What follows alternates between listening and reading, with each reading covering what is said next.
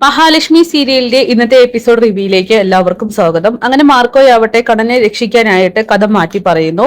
അതായത് താൻ തന്നെയാണ് മേഘനാഥന്റെ തലക്കിട്ട് കല്ലെടുത്ത് എറിഞ്ഞതെന്നും സ്വയം രക്ഷയ്ക്ക് വേണ്ടി ചെയ്തതാണെന്നൊക്കെ തന്നെ മാർക്കോ പോലീസിനോട് മൊഴി കൊടുക്കുകയാണ്. പോലീസുകാരാണെങ്കിൽ അത് വിശ്വസിക്കുന്നുണ്ട്. പിന്നീട് കണ്ണന്റെ മൊഴി എടുക്കാനായിട്ട് പോകുമ്പോൾ അവരാണെങ്കിൽ അങ്ങോട്ടാണ് കണ്ണനോട് മാർക്കോ പറഞ്ഞ കാര്യങ്ങളൊക്കെ പറയുന്നത്. ഇതൊക്കെ കേട്ട് മഹാലക്ഷ്മിയും ലേഖയും അനന്തവും കണ്ണനും ആകെ ഷോക്കാവുന്നു.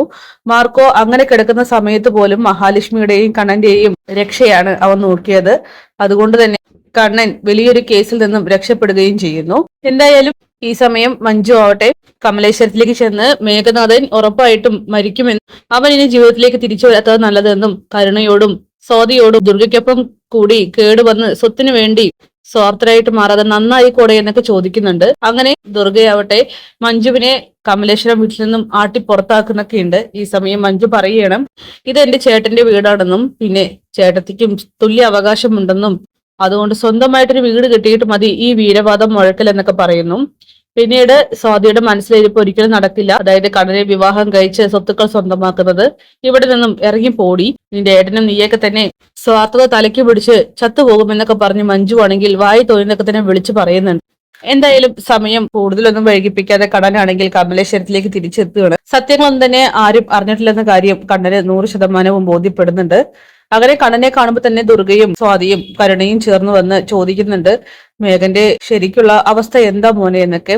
അത് പറയാനായിട്ടില്ല. മാർക്കോയാണ് അവന്റെ തലക്കിട്ട് കല്ലെടുത്ത് എറിഞ്ഞത്. ഞാനത് കണ്ടു നിന്ന് സാക്ഷി മാത്രമാണ്. എനിക്കൊന്നും ചെയ്യാൻ കഴിയില്ലല്ലോ. മേഘനെ രക്ഷിക്കണമെന്ന് എനിക്കുണ്ടായിരുന്നു. പിന്നെ മേഘനാഥനും അവനോട് ചെയ്തത് അങ്ങനെയാണ്. സ്വയം രക്ഷയ്ക്ക് വേണ്ടിയിട്ടാണ് മാർക്കോ അങ്ങനെയൊക്കെ ചെയ്തു കൂട്ടിയത്. മാർക്കോയും സീരിയസ് ആയിട്ട് ഹോസ്പിറ്റലാണ്. അതുപോലെ തന്നെ മേഘനാഥനും. ഓപ്പറേഷൻ കഴിഞ്ഞാൽ മാത്രമേ എന്തെങ്കിലും പറയാൻ കഴിയുള്ളൂ. ഓപ്പറേഷൻ കഴിഞ്ഞാലും ജീവിതത്തിലേക്ക് തിരിച്ചു വരുമോ എന്ന് യാതൊരു പ്രതീക്ഷയും ഇല്ലെന്നൊക്കെ കണ്ണൻ പറയുമ്പോൾ സ്വാതിയും ദുർഗയും കരുണയും കരയുന്നുണ്ട്. നിങ്ങളാരും പേടിക്കാതെ ഇരിക്കുക, വേണ്ടത് എന്താന്ന് വെച്ചാൽ ചെയ്തോളാം, പിന്നെ പ്രാർത്ഥിക്കുക മേഘനാഥന് വേണ്ടിയിട്ട്, അല്ലാതെ മറ്റൊന്നും ചെയ്യാനില്ലെന്ന് പറയുകയാണ്. അങ്ങനെ മേഘന് ആക്സിഡന്റ് ആയ കാര്യങ്ങളൊക്കെ തന്നെ പ്രതാപനും മുത്തശ്ശിയും അറിയുന്നുണ്ട്. മേഘൻ എന്തോ മനസ്സിൽ കണ്ടിട്ടാണ് കണ്ണനെയും കൂട്ടിയിട്ട് പോയിട്ടുള്ളത്. അതായത് നമ്മളെ ആരെയും അറിയിക്കാതെയാണ് അവൻ ഈ ഒരു പ്ലാനിങ് നടത്തിയത്. സത്യത്തിൽ അവനും അവന്റെ അനിയത്തിക്കും സ്വത്തുക്കളെല്ലാം തന്നെ തട്ടിയെടുക്കണമെന്ന് ഒറ്റയ്ക്ക് അനുഭവിക്കണമെന്നുള്ള ആഗ്രഹമുണ്ട്. അതുകൊണ്ടാണല്ലോ മേഘനാഥൻ പെട്ടെന്ന് തന്നെ സ്വാതിയെ കമലേശ്വരത്തിലേക്ക് എത്തിച്ചത്. അവളും കണ്ണനെ വിവാഹം കഴിക്കാനായിട്ട് തയ്യാറെടുത്തു. അതിനർത്ഥം വീണ്ടും നമ്മുടെ മോളും മരുമകനും ഒന്നുമില്ലാതെ ആവും അമ്മേ.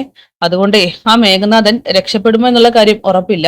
ഇനി നമുക്ക് അവൻ വരുന്നതിന് മുമ്പായിട്ട് പലതും ചെയ്തു തീർക്കണം. ഉണ്ണിക്ക് എന്തായാലും ഒന്നും ചെയ്യാൻ കഴിയില്ല, പക്ഷെ കരുണിക്ക് അവൾക്ക് ചെയ്യാൻ കഴിയും. അങ്ങനെ അവനും അവന്റെ അനിയത്തിയും കുടുംബവും മാത്രം സ്വത്തുക്കൾ തട്ടിയെടുത്ത് കൊണ്ടുപോകണ്ട എന്നൊക്കെ പ്രതാപനും മുത്തശ്ശിയും തീരുമാനിച്ചുറപ്പിക്കുകയാണ്. പിന്നീട് കണ്ണനാണെങ്കിൽ ഒരു സമാധാനത്തിനായിട്ട് മഹാലക്ഷ്മിയെ വിളിക്കുന്നുണ്ട്. മഹി പറയുകയാണ് കണ്ണേട്ടാ, അവൻ ഇനി ജീവിതത്തിലേക്ക് തിരിച്ചു വരികയാണെങ്കിൽ, അതായത് ഓപ്പറേഷനൊക്കെ കഴിഞ്ഞ് സുഖം പ്രാപിച്ച് തിരിച്ചു വരികയാണെങ്കിൽ ഉറപ്പായിട്ടും നമ്മുടെ ശത്രുക്കൾ എല്ലാവരും കണ്ണേട്ട് നടന്നു തുടങ്ങിയ വിവരം അറിയും.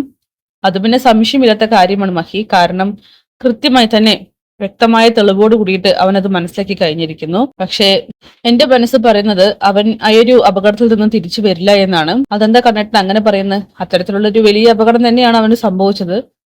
പിന്നെ ഞാനാണല്ലോ എറിഞ്ഞത്. എനിക്കറിയാം അവന്റെ എത്രത്തോളം ചോര വാർന്നു പോയിട്ടുണ്ടെന്ന്. പിന്നെ അവൻ തിരിച്ചു വന്ന തന്റെ വയറ്റിലുള്ളത് നമ്മുടെ കുഞ്ഞാണെന്നും ഞാൻ നടന്നു തുടങ്ങിയെന്നുള്ള വിവരമടക്കം എല്ലാം ശത്രുക്കൾ അറിയും. അതോടുകൂടിയിട്ട് പലതും നമ്മൾ മുന്നിൽ കാണണം. അതൊന്നും സംഭവിക്കരുതെങ്കിൽ ഒരൊറ്റ മാർഗമേ ഉള്ളൂ എന്ന് കണ്ണനാണെങ്കിൽ മഹിയോട് പറയുന്നു. എന്താണെന്ന് മഹി ചോദിക്കുമ്പോൾ മഹാലക്ഷ്മിയെ ഞെട്ടിച്ചുകൊണ്ടാണ് കണ്ണൻ ആ കാര്യം പറയുന്നത്. മേഘനാഥനെ കൊന്നു കളയണമെന്ന്. ഇത് കേട്ട് മഹിയാണെങ്കിൽ ആകെ ഷോക്കാവുന്നു. കണ്ണേട്ടാ എന്തീ പറയുന്നത്? അല്ലാതെ മറ്റൊരു മാർഗവും അത്രയും ഞാൻ ഉദ്ദേശിച്ചുള്ളൂ. അല്ലാതെ ഇപ്പൊ ഞാൻ കൊല്ലാനൊന്നും പോകുന്നില്ല. എന്തായാലും അവനെ കാണാനായിട്ട് ഹോസ്പിറ്റലിലേക്ക് പോകുന്നുണ്ട്. ഇനിയിപ്പോ എന്തെങ്കിലും എന്നോട് സംസാരിക്കുകയോ അല്ലെങ്കിൽ ചെയ്യുന്നുണ്ടെങ്കിൽ എനിക്ക് അറിയാൻ കഴിയുമല്ലോ. അങ്ങനെ കണ്ണനാണെങ്കിൽ ടെൻഷൻ അടിക്കണ്ട എന്നൊക്കെ പറഞ്ഞ് ഫോൺ കട്ട് ചെയ്യണം. പിന്നീട് കണ്ണനാവട്ടെ അത് രാവിലെ തന്നെ ഹോസ്പിറ്റലിലേക്ക് തിരിക്കുകയാണ്. ആദ്യം ചെല്ലുന്നത് മാർക്കോയെ കാണാൻ തന്നെയാണ്. മാർക്കോയോട് കണ്ണൻ വീണ്ടും നന്ദി പറയുന്നു. എന്നെ രക്ഷിക്കാൻ വേണ്ടിയിട്ട് സ്വയം കുറ്റം ഏറ്റെടുത്തല്ലേ.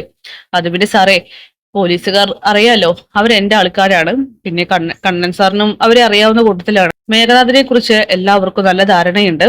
പിന്നെ എന്തിനാ വെറുതെ? കണ്ണൻ സാർ മഹാലക്ഷ്മിയും സന്തോഷത്തോടു കൂടിയിട്ട് ജീവിക്കാൻ പോകേണ്ട നാളുകളാണ് ഇനി വരാനുള്ളത്.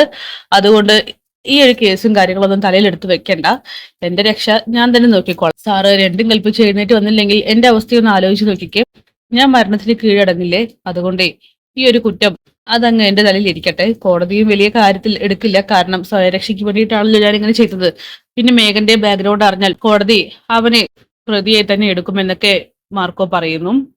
ഇനിയിപ്പോ അവന് ബോധം വന്ന് സത്യങ്ങൾ ശത്രുക്കളോട് വിളിച്ചു പറയുക മാത്രമേ നമ്മൾ ഭയക്കേണ്ടതുള്ളൂ എന്നൊക്കെ പറയുകയാണ്. അതിനെക്കുറിച്ച് ഓർത്ത് ചെറിയൊരു ടെൻഷൻ ഉണ്ട് മാർക്കോ. സാറ് പേടിക്കാതെ ഇരിക്കെ, എന്തെങ്കിലും ഒരു വഴി കാണാതിരിക്കില്ല എന്നൊക്കെ പറഞ്ഞ് കണ്ണനെ സമാധാനിപ്പിക്കുകയാണ് മാർക്കോ. പിന്നീട് താൻ മേഘനാഥനെ കണ്ടിട്ട് വരാമെന്ന് പറഞ്ഞുകൊണ്ട് കണ്ണനാണെങ്കിൽ അവിടെ നിന്ന് പോകുന്നുണ്ട്. അങ്ങനെ മേഘനാഥനാണെങ്കിൽ ജീവന് വേണ്ടിയിട്ട് ഇരിക്കുക തന്നെയാണ്. അതായത് വെന്റിലേറ്ററിന്റെ സഹായത്തോട് കൂടിയിട്ടാണ് അവൻ മുന്നോട്ട് പോയിക്കൊണ്ടിരിക്കുന്നത്. ഒരു സർജറി കഴിഞ്ഞാൽ മാത്രമേ മേഘനാഥന്റെ കാര്യത്തിൽ എന്തെങ്കിലും പറയാൻ കഴിയുകയുള്ളൂ എന്ന് ഡോക്ടർ തീർത്തും പറയുന്നുണ്ട്. അതുകൊണ്ട് തന്നെ മേഘനാഥനെ കാണുമ്പോൾ കണ്ണനാണെങ്കിൽ ആ ഒരു വിശ്വാസം വരികയാണ്. അതായത് അവരിനി ഒരിക്കലും ജീവിതത്തിലേക്ക് തിരിച്ചു വരില്ല എന്ന്. അപ്പൊ കാത്തിരിക്കാം കിടിലൻ എപ്പിസോഡ്സിനായിട്ട്. Bye bye.